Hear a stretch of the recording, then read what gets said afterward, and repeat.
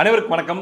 இன்பன் உதயநிதி தயாரிப்பில் super star Rajinikanth மற்றும் உலகநாயகன் கமலஹாசன் இணைந்து நடிக்கும் நெல்சன் திலீப் குமார் இயக்கத்தில் வரக்கூடிய ஒரு மெகா படம். அதாவது கிட்டத்தட்ட அதில் இருக்கக்கூடிய காஸ்ட் அண்ட் க்ரூவுக்கு சம்பளமே ஒரு 500 கோடியை தாண்டுன்னு வைங்க. ஆமாம், டெக்னீஷியன்ஸ் அது இதுன்னு எல்லாம் சேர்த்தா. அது போக எப்படியும் டிஏஜிங் அது இதுன்னு பண்ணுவாங்க. அப்படி பட்ஜெட்டே ஒரு 700 கோடி பக்கம் இருக்கும் போல தெரியுது இப்போதைக்கு, அப்படி மேலோட்டமாக பார்க்கறதுக்கு. அப்படி ஒரு மெகா பட்ஜெட் படத்தை 24 வயதான இன்பன் உதயநிதி தயாரிக்கிறார். அதில் 74 வயதான ரஜினிகாந்தும் 72 வயதான கமலஹாசனும் நடிக்கிறாங்க. எவ்வளோ பெரிய பெருமை பாருங்க. பெருமை தான். அந்த ப்ரொமோ இன்னைக்கு வெளியாயிருக்குது. பயங்கரமான ப்ரொமோ, பார்க்கறதுக்குலாம் நல்லா தான் இருக்குது. நெல்சன் நல்லா தான் பண்ணியிருப்பாப்புல. அது ஒரு மாதிரி பார்க்க ஸ்டைலிஷாக இருக்குது. அதெல்லாம் மேட்ரு இல்லைங்க. ரைட்டு, ரஜினியும் கமலஹாசனும் சேர்ந்து நடிக்கிறாங்க. ரெட் ஜெயிண்டில் படம் வருது, எல்லாம் ஓகேங்க. ஏங்க அந்த ப்ரொமோ ஒரு அரை மணி நேரம் 1 மணி நேரம் ஓட விட்றாங்களாங்க. உடனே எங்கள் அங்கிள் எனக்கு அது வேணும் அப்படின்ட்டு வழக்கமாக பிடிவாதம் பிடிக்கிற அதே வேலையை ஆரம்பிச்சிட்டாருங்க. இந்த சவுக்கு சங்கர் தான் முன்னெல்லாம் சொல்லிட்டு இருப்பாரு, நம்ம சிஎம் குழந்தையாவே மாறிட்டாரு, குழந்தை மாதிரியே அவர் இப்போ அவருடைய ஆக்டிவிட்டீஸ்லாம் இன்க்ரீஸ் ஆகிட்டே போகுது அப்படின்ட்டு. பார்த்தா நமக்கும் அப்படி தான் சந்தேகம் வருதுங்க. ஒரு ரஜினி படம் கமல் படம் டீசர் வர்றதுக்கு இல்லை, உடனே எனக்கு அது வேணும்னு அடம் பிடிச்சி திமுக ஐடி விங் சார்பில் அந்த வீடியோலாம் கட் பண்ணி எடிட் பண்ணி எல்லாம் போட்டு ரஜினியை காட்டுறாங்க, கமலை காட்டுறாங்க, அந்த மியூசிக்லாம் போடுறாங்க. திடீர்னு ஸ்க்ரீன் ஓப்பன் ஆகுது, ஐயா ஸ்டாலின் நடந்து வர்றாரு. ஷோப்பா, கூலி படம் வந்தப்பையும் இதே வேலை தாங்க பார்த்தாங்க. கூலி பவர் ஹவுஸ்ன்னு பாட்டை வந்தோடனே ஐயா ஸ்டாலின் அவர்களுக்கு அந்த ரெட் கலர் ஷர்ட்டு, கையில் அந்த கூலி அந்த இது கையில் ஒன்று மாட்டிப்பாங்கல்ல அது, அதுக்கப்புறம் அவருக்கு பிஜிஎம், அப்புறம் காரை திறந்து விட்டு அவர் நடந்து வர்றது அப்படின்னு சொல்லி அதை போட்டு டார்ச்சர் பண்ணாங்க. இப்படி இந்த மருதமலை படம் பார்த்துருப்பீங்க எல்லாரும். அதில் வடிவேலு ஹாஸ்பிட்டலில் அட்மிட் பண்ணியிருப்பாங்க. பேயை பார்த்து பயந்து அவருக்கு வாயால் வைத்தாலெல்லாம் போயிட்டு ஹாஸ்பிட்டலில் அட்மிட் பண்ணியிருப்பாங்க. அடுத்த நாள் அவரை பார்க்குறதுக்காக அர்ஜுன் வர்றாரு. அந்த அர்ஜுன் வந்த உடனே பார்த்தீங்கன்னா ஹாஸ்பிட்டலில் இருக்கிற மற்ற பேஷண்ட்டுங்கெல்லாம் கம்ப்ளைண்ட் பண்ணுவாங்க தெரியுமா, ஒரு பொருளை விட்டு வைக்க மாட்டேங்கிறான் தம்பி. குழந்தைங்களுக்கு வைக்கிற ப்ரெட்டு அதை எடுத்து தின்னு போடுறான், அது பால் வச்சுருந்தா அதை எடுத்து குடிச்சு போடுறான், பழங்களும் வச்சுருந்தா அதையும் எடுத்து தின்னு போடுறான் தம்பி அப்படின்னு சொல்லி கம்ப்ளைண்ட் பண்ணும்போது அவர் ஒரு சிரிப்பார்ல வடிவேலு. அந்த மாதிரி நம்ம அங்கிள் என்ன பண்ணுறாரு, ஒன்றும் விட மாட்டேங்கிறாரு. எதனா ஒன்று மாசாக இருக்குதா, அது எனக்கு வேணும், எனக்கு போட்டு கொடு அப்படின்ற மாதிரி போட்டு கொடுத்து அவர் குறுக்கு மறுக்க நடந்து போக ஆரம்பிச்சிடுறாரு. இது ஒரு பக்கம் சேட்டைகள். இன்னொரு பக்கம் நம்ம கமெண்ட் செக்ஷனில் ஒரே கம்ப்ளைண்ட்டு. நம்ம நண்பர்கள் எம்எல்ஏ கோச்சிக்கிறாங்க, தம்பி இதெல்லாம் சரியில்லை பார்த்துக்க. ஏங்க நான் என்னங்க பண்ணேன் அப்படின்னா, எப்பா உன் வீடியோ பார்க்கலான்னு சொல்லி ஓப்பன் பண்ணால் உன்னை பார்க்கறதுக்கு முன்னாடி அங்கிளை பார்த்துட்டு தான் உன்னை பார்க்கணும் அப்படிங்கிற மாதிரி ஒரு கண்டிஷன் போட்டு வச்சிருக்கிறேன், நீ ஏன் அப்படிங்கிறாங்க. நான் என்னங்க பண்ணேன், அப்படிலாம் நான் எதுவும் பண்ணலையே அப்படின்னா, அப்படி தானே வருது, என் போட்டில் அப்படி தாண்டா வருது, அங்கிள் தான் வராரு, உன் வீடியோவை பார்த்து முடிக்கிறதுக்குள்ள 4 தடவை குறுக்க மறுக்க வந்துக்கிட்டே இருக்காரு. திடீர்னு பார்த்தா ஏஐயில் வராரு, கார் எடுத்துக்கிட்டு அவரே காரெல்லாம் ஓட்டுறாரு.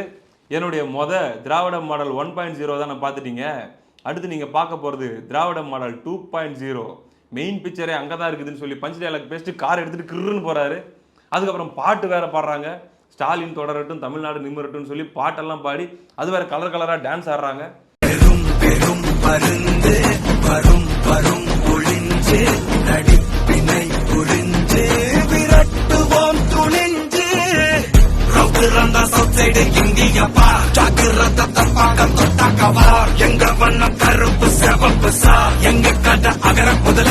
தாடி கிளம்ப பிளட் எங்க கதை அகர முதல தொட்டு அறிஞர் அண்ணா பிளட் அகர முதல தொட்டு தலைவர் கலைஞர் பிளட்.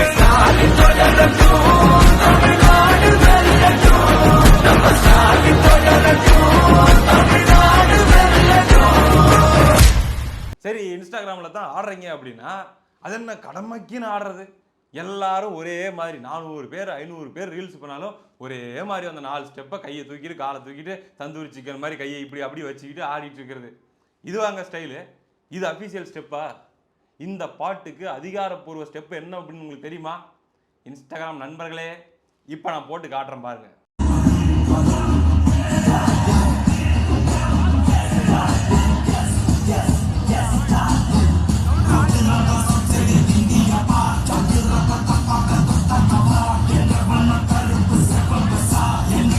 இதுதான் அந்த பாட்டுக்கான அஃபீஷியல் திராவிட மாடல் ஸ்டெப்பு.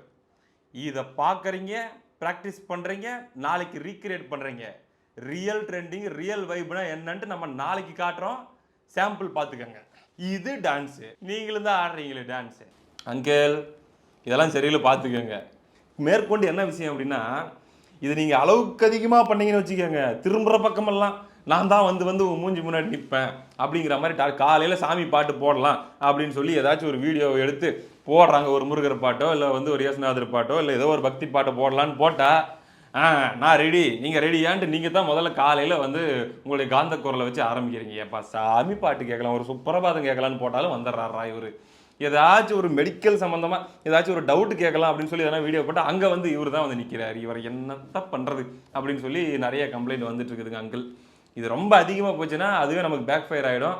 இதனால் ஓட்டு குறைய வாய்ப்பு இருக்குது. அதையும் நீங்கள் பார்த்துக்கோங்க. ஏன் அப்படின்னா நம்ம பார்த்தீங்கன்னா நம்ம பஸ் ஸ்டாண்டில் குறிப்பாக ரொம்ப பெருநகரங்கள் இல்லாமல் நகரங்கள் பேரூராட்சிகள் இங்கெல்லாம் பஸ் ஸ்டாண்டில் போனால் திரும்புகிற பக்கமெல்லாம் ஒரு மஞ்சள் கலர்லேயும் ரெட் கலர்லேயும் ஸ்டிக்கர் ஒட்டினே இருப்பாங்க. எங்கே பார்த்தாலும் ஸ்டிக்கர் இருக்குங்க. மூலம், பௌத்திரம், உள் மூலம், வெளி மூலம், ஆண்மை குறைவு, இதுக்கெல்லாம் சிகிச்சை வேணும்னா இந்த டாக்டர் பாருங்க இங்கே இருப்பாருன்னு சொல்லி திரும்புகிற பக்கமெல்லாம் ஒரு செல்ஃபி எடுக்கலான்னு எடுத்தால் பேக்ரவுண்டில் பார்த்தீங்கன்னா அவர் தான் இருப்பார், அந்த போஸ்டர் தான் இருக்கும். எப்படி அது ஒரு நியூசன்ஸாக இருக்குதோ அங்கில் அந்த மாதிரி உங்கள் ஆட்ஸ் வந்து ரொம்ப நியூசன்ஸாக இருக்குது அப்படின்னு சொல்லி கம்ப்ளைண்ட் வருது. பார்த்துக்கங்க. சரி ரைட்டு, இங்கே தான் இப்படி அட்ராசிட்டி பண்ணிட்டுக்கிறாங்க அப்படின்னா சோசியல் மீடியாவில் அதாவது இன்ஸ்டாகிராம் இன்ஃப்ளூயன்சர்கிட்ட சொல்லி இந்த பாட்டுக்கு நீ டான்ஸ் ஆடு, இதை ஒரு வைப் மெட்டீரியலாக மாற்று அப்படின்னு சொல்லி இந்த ஸ்டாலின் தொடரட்டும் தமிழ்நாடு நிமிரட்டும் பாட்டுக்கு நிமித்தி எடுக்கிறாங்க. அது ஒரு பக்கம். இது ஒரு பக்கம் இருக்க, இன்னைக்கு மதுரையில் மாநாடுங்க, ஏதோ பாக முகவர்கள் மாநாடுன்னு சொல்லி ஐயா ஸ்டாலின் போகிறாரு. பாருங்க இவங்களுடைய டெக்னிக்கை. விஜய் வந்து அவருடைய பயணங்கள், அவர் ஃபுல்லாக யங்ஸ்டர்ஸ் இருப்பாங்க, பசங்க, அது ஒரு தடுக்க முடியாத ஒரு பேரார்வம்.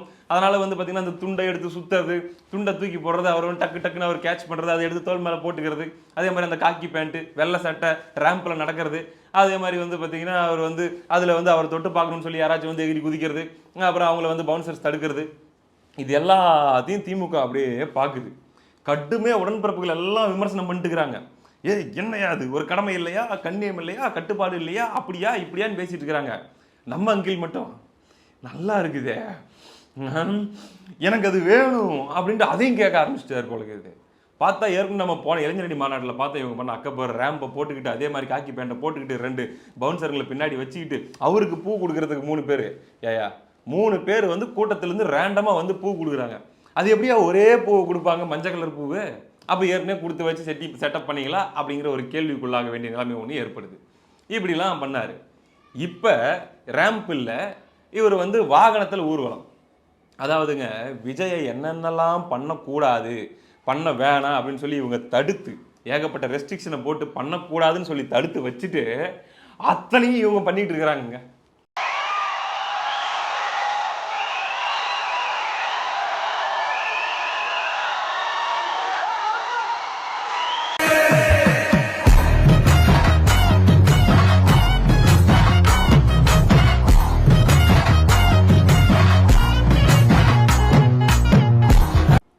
விஜய் கிட்ட இருந்து காப்பி அடிச்சு அத்தனை இவங்க பண்ணிட்டு இருக்கிறாங்க. இந்த வாட்டி என்னன்னா வேன்ல ஏறி நின்றுக்கிட்டு அவர் அப்படியே வர ஆரம்பிக்கிறாரு. கூட்டத்தில் இருக்கிற ஒட்டுமொத்த உடன்பிறப்புகளும் சுத்ரா அப்படின்னு சொல்லி கிருட்டுன்னு அந்த துண்டை போட்டு சுத்திட்டு இருக்கிறாங்க. அடுத்து என்ன, தலைவரை தூக்கி வீசணும்ல, தலைவரை நோக்கி தூக்கி வீசணும் துண்டை. ஆமா, அப்படி வீசும்போது தலைவர் அப்படி இப்படின்னு கேட்ச் பண்ண போற மொமெண்ட் இப்ப நடக்க போகுதுன்னு அப்படின்னு சொல்லி ஐடியா கொடுத்துருப்பாங்க போலக்குது. ஏதோ அப்பப்போ ஒருத்தர் 2 பேர் தூக்கி போடுங்கப்பா, கைக்கு ஈஸியாக கேட்ச் வர மாதிரி போடுங்கப்பா அப்படின்ற மாதிரி சொல்லியிருப்பாங்க போலக்குது. உடன்பிறப்புகள் ஓவர் உற்சாகத்தில் சுற்றி எடுத்து போட ஆரம்பிச்சிட்டாங்க. அவர் 1 2ன்னு பிடிச்சாரு. இந்த வடிவேல் வந்து போக்கிரி படத்தில் லொஜக் அப்படின்னு சொல்லி ஃபர்ஸ்ட் அந்த ஃபைட்டை வந்து மெதுவாக ஸ்டார்ட் பண்ணும்போது கரெக்டாக இருக்கும் அந்த டைமிங். ஒரு கட்டத்தில் அவங்க அடிக்கிற ஸ்பீடு அதிகமாகிடும், வேகமாக லொஜக் பச்சக் அப்படின்னு சொல்லி ஆரம்பிப்பார். கண்ட்ரோல் பண்ண முடியாமல் மண்டை மேல எல்லாம் விழுந்துடும். கிட்டத்தட்ட இந்த மாதிரியான ஒரு சம்பவம் ஐயா ஸ்டாலின் மீது, திராவிட மாடல் முதலமைச்சர் மீது, அங்கிள் மீது தாக்குதல் நடத்திட்டாங்க உடன்பிறப்புகளுங்க. துண்டை எடுத்து போடுறாங்க, இந்த கையில் பிடிக்காத இங்கே ஒரு துண்டு வந்து குப்பீர்னு இப்படி உழுது. டேய் அப்படின்னு திரும்பி பார்க்கும்போது இங்கே புடனையில் ஒன்று உழுது. அதாவது இப்போ எரி அப்படின்னு சொல்லி வடிவேல் காமெடி ஒன்று வரும்ல, அதில் வந்து குருநாதா மாட்டு ஐட்டத்தையும் மனுஷ ஐட்டத்தையும் மிக்ஸ் பண்ணி எரிஞ்சிட்டாங்க குருநாதா அப்படிங்கிற மாதிரி மிக்ஸ் பண்ணி எரியிறாங்க நம்ம உடன்பிறப்புகள். அதில் ஒரு துண்டு அப்படியே பறந்து வந்து அப்படியே மூஞ்சில் கவர் பண்ணிருச்சுங்க, தலையில் முக்காடு போட்ட மாதிரி. அது அவர் கையில் கேட்ச் பண்ணி தோளில் போட வேண்டியதியா? இங்கேருந்து நீங்கள் எரியிற ஸ்பீடுக்கு அவரால் ஹேண்டில் பண்ண முடியல, அப்படியே வந்து அப்படி மூஞ்ச மூடிக்குச்சு. எதுக்கு 75 வருஷ கட்சி நம்ம, 75 வயசு நம்ம கட்சி. ஊரில் இருக்கிறவனை பூரா நம்ம கேவலப்படுத்திவிட்டு அதுக்கப்புறம் அவனை அதை பண்ணக்கூடாதுன்னு சொல்லிட்டு அவங்ககிட்ட இருந்து அதை காப்பி அடிச்சு நாம அதை அறகுறையா தப்பா ஆர்டிஃபிஷியலாக பண்ணா ஊர் நம்மளை பார்த்து சிரிக்குமா சிரிக்காதா அப்படிங்கிற சிம்பிள் மேத்தமெட்டிக்ஸ் கூட தெரியாம காப்பி அடிச்சுக்கிட்டு கூச்சமே இல்லாமல் வைப் பண்ணிட்டு இருக்கிறீங்க. இதில் பார்த்தீங்கன்னா இந்த துண்டை சுத்துறது வந்து போன மீட்டிங்லேருந்து ஆரம்பிச்சாங்க. அதில் பார்க்கணும் அமைச்சருங்களாம் ஐயோ சிரிக்காம தான் வழக்கமாக நான் பேசுவேன், ஆனால் அவங்களுடைய அந்த காட்சியை நினைச்ச போதே குபீர்னு எனக்கு சிரிப்பு வருது. நீங்கள் வேணா பாருங்க ஸ்க்ரீனில் அந்த சீனை பாருங்க, உங்களுக்கு சிரிப்பு வரும். எகிரி சுத்த இப்படி ஏன் ஏன் நல்லா இல்லை. வடிவேல் வந்து கிருன்னு துண்டை தூக்கி தோல் மேல் போடுவார் பார்த்திபன் கிட்ட. என்னது இது எஜமான் அதான் நமக்கு வரல இல்லை வேணாம் நல்லா இல்லை அப்படின்னு வரல. அந்த மாதிரி தான் சொல்ல வேண்டியிருக்குது. ஓப்பனாக பேசி போடலாமே மனசு விட்டு அங்கிள் நல்லா இல்லை வேணாம். நமக்குன்னு ஒரு யூனிக்னஸ் இருக்கட்டும். நம்ம யூனிக்னஸ் இருக்குதான், ஏற்கனவே அந்த யூனிக்னஸையும் நம்ம உடன்பிறப்புகள் கூட்டத்துக்கு வந்தாங்கன்னா ஃபாலோ பண்ணிக்கிறாங்க. ஆனால் இந்த பர்டிகுலர் போர்ஷன் வந்து ரொம்ப திணிச்சா மாதிரியும் ரொம்ப ஆர்டிஃபிஷியலாகவும் இருக்குது. யூத்தை கவர் பண்ணுறேன் அப்படின்னு சொல்லிட்டு யூத்துக்கிட்ட ரொம்ப சிரிப்பாக மாறிட்டு வருது நம்முடைய நிலைமை. அதனால் இதெல்லாம் கொஞ்சம் அவாய்ட் பண்ணிக்காங்க. இது எல்லாத்துக்கும் சேர்த்து வச்சு கடைசியில் ஒரு பஞ்சு டயலாக் பேசுகிறாருங்க மேடையில். என்னது இப்போ நீங்கள் மதுரையில் பார்த்தீங்களே இது ட்ரைலர், இது இந்த துண்டு தூக்கி மூஞ்சி மேலே வீசினதா என்னவோ சொல்கிறாரு. மதுரையில் பார்த்தது ட்ரைலர், அடுத்து நான் திருச்சியில் காட்ட போகிறேன் பாரு அதுதான்டா மெயின் பிக்சரு அப்படிங்கிறாரு. என்ன பண்ண காத்திருக்காரோ தெரியல. திருச்சி உடன்பிறப்புகளுக்கெல்லாம் என்ன அசைன்மெண்ட்டை கொடுத்து வச்சிருக்காங்கன்னு தெரியல. இல்லை அதாவதுங்க இப்போ விஜய் ரசிகர்கள் எல்லாம் பார்த்து சினிமா பைத்தியங்கள் சினிமா வெறி ரசிக வெறி பிடிச்சி அலையிறீங்க, அதனால தான் வந்து இப்படி வந்து காட்டு மிராண்டித்தனமாக நடந்து கொள்கிறீர்கள், ஒரு நாகரிகம் இல்லையா அப்படிங்கிற மாதிரிலாம் பேசிட்டு இருந்துட்டு இங்கே சினிமா பைத்தியம் இங்கே முதலமைச்சரை பிடிச்சி ஆட்டுதோ அப்படின்னு சொல்லி மக்கள் பார்த்து ஆச்சரியப்படுற மாதிரி என்ன இவர்கிட்ட வர சிம்டம்ஸ்லாம் ரொம்ப வித்தியாசமாக இருக்குது. ஒரு மாதிரி வந்து வியர்டான அறிகுறிகள்லாம் நம்முடைய முதலமைச்சர்கிட்ட தென்படுது. ஏன் இப்படி பண்ணுறாரு இவர் தான் இப்படி பண்ணுறாருன்னா இவருடைய சன்னு அவர் செல்ஃபி எடுக்கிறேன்னு சொல்லி அவர் போகிற இடத்துலலாம் இப்போ செல்ஃபி எடுக்க ஆரம்பிச்சார். அது என்னையா விஜய் நோய் உங்களை பிடிச்சிக்கிச்சா? பேண்ட்டு கலர்லேருந்து அப்படியே நான் மேட்ச் பண்ணிட்டு வருவேன் அப்படிங்கிறதெல்லாம் என்ன மாதிரியான பழக்கம் அப்படின்னு தெரியல. மாற்றிக்கங்க, உங்களுக்குன்னு ஒரு ஓன் ஸ்டைலை செட் பண்ணுங்க, அதை ஃபாலோ பண்ணுங்க.